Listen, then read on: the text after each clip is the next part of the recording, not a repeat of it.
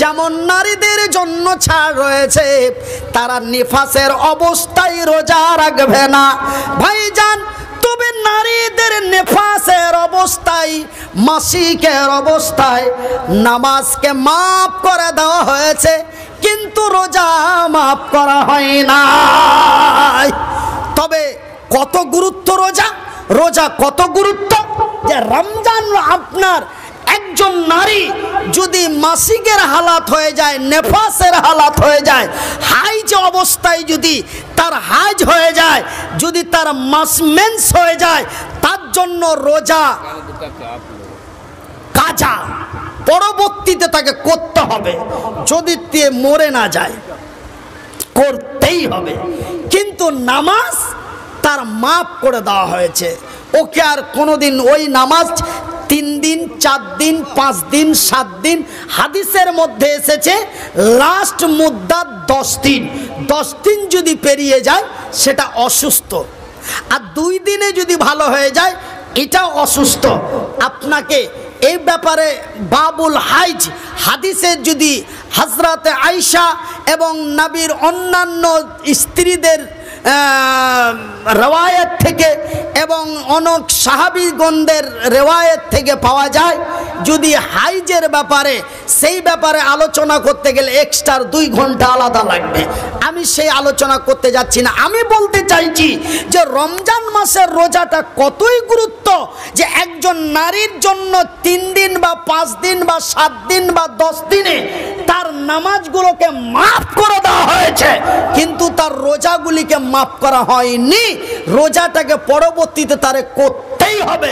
তবে এই রোজা সুন্নাতে মুআক্কাদাও নয়, এই রোজা সুন্নাতে গায়ের মুআক্কাদাও নয়। এই রমজান মাসের রোজা হলো ওয়াজিব বা ফরজ, করতেই হবে। আমার আল্লাহ তার পবিত্র কোরআনে সুন্দর করে বলছেন, কি বলছেন? বিসমিল্লাহির রহমানির রহিম।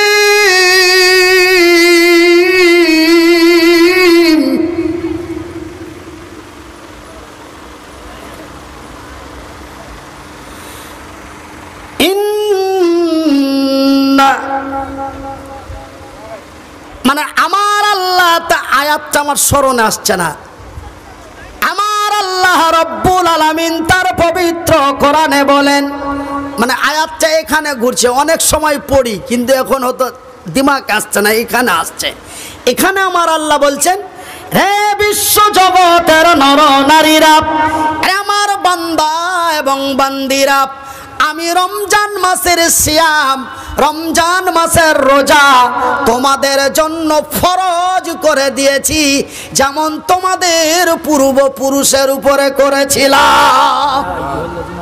ইয়া আইয়ুহাল্লাযীনা আমানু কুতিবা আলাইকুমুস সিয়ামু কামা কুতিবা আলাল্লাযীনা মিন কাবলিকুম লাআল্লাকুম তাত্তাকুন। নারে তাকবীর! রমজান মাসের 30 খানা রোজা আমি তোমাদের উপরে ফরজ করে দিয়েছি, ঠিক তোমাদের পূর্বপুরুষের উপরে তাই করেছিলাম। সেহেতু এই রোজা আপনাকে আমাকে করতেই হবে। কিন্তু ভাইজান, আমাদের প্রায় মালদা মুর্শিদাবাদ এলাকায় দেখি যে দিনের বেলায় ভাত রান্না করে খায়।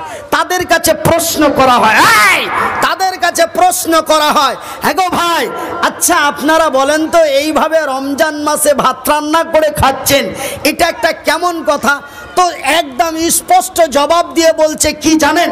বলছে, আরে সারা বছর তোর নামাজ পড়ি না, আবার রমজান মাসের একদিন নামাজ পড়ি না। আমাদের দক্ষিণ পাড়ার 11টা ছেলে ও জুম্মা কাকে বলে জানে না। কি হয়েছে ভাই? আপনাদেরকে আমি সুন্দর করে এত ভালো ভাষা দিয়ে বললাম, মহব্বত দিয়ে, তাও তোমরা আবার ওখানে ওইভাবেই যে বসেছেন। বলেন তো, এই জায়গাটা আপনার জন্য অপেক্ষা করছে, কত সুন্দর জায়গা। আপনি কি ভাবছেন যে আমি পেশচাপ করে পানি লিনি? তবে আমি একটা কথা বলে দিই, 5 বছর আগে জলপাইগুড়ি, নাম শুনেছেন তো?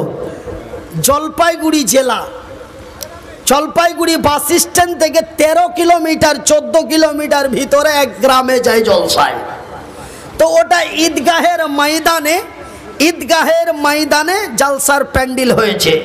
তো ঈদগাহ ময়দানটাতে যদি সম্পূর্ণ লোক যদি ফুলফিল হয় তো মোটামুটি 40 থেকে 42 হাজার মানুষ ওখানে হাঁটবে। তবে আল্লাহর রহমতে মানে ঈদগাহ ময়দান 50%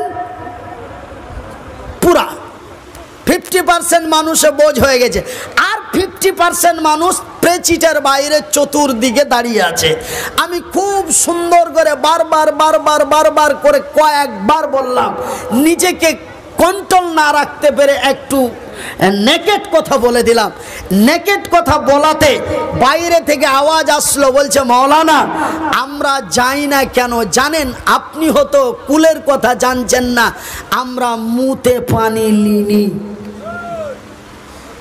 লাস্ট পর্যন্ত তারা অরিজিনাল কথা বাধ্য হলো যে ঈদগাহ একটা পবিত্র জায়গা, আর আমরা পেশাব করে পানি লি না, মাথায় টুপি নাই, কেমন করে মাহফিলের ময়দানে যায়? এইরকম কি আপনাদের কোনো ব্যাপার আছে? ওই জলপাইগুড়ির মতো মানে বারবার বলার পরে বাইরে থেকে রিপোর্টটা এটাই আসলো। তারপরে আমি নিজেকে স্যালেন্ডার হয়ে আর ডাকলাম না।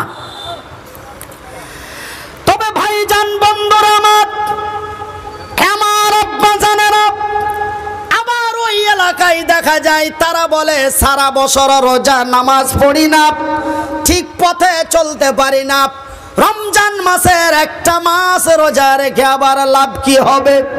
এটা তারা উত্তর দেয়। কিন্তু ওই এলাকার মধ্যে দেখলাম বাজান রে, ইফতারের সময় এত ভিড়, ইফতারের সময় এত ভিড় যেন ইফতারি খরিদ করে পাওয়া যায় না। বলি ভাই গো, এলাকায় তো শুনি তেমন রোজাদার নাই, কিন্তু ইফতারের সময় কেন এত ভিড়? কয়েকজন উত্তর দিয়ে বলে মাওলানা রোজা না করে তো এক পাপ, ইফতার না করে আর এক পাপ, ওই জন্য ইফতারিটা করি।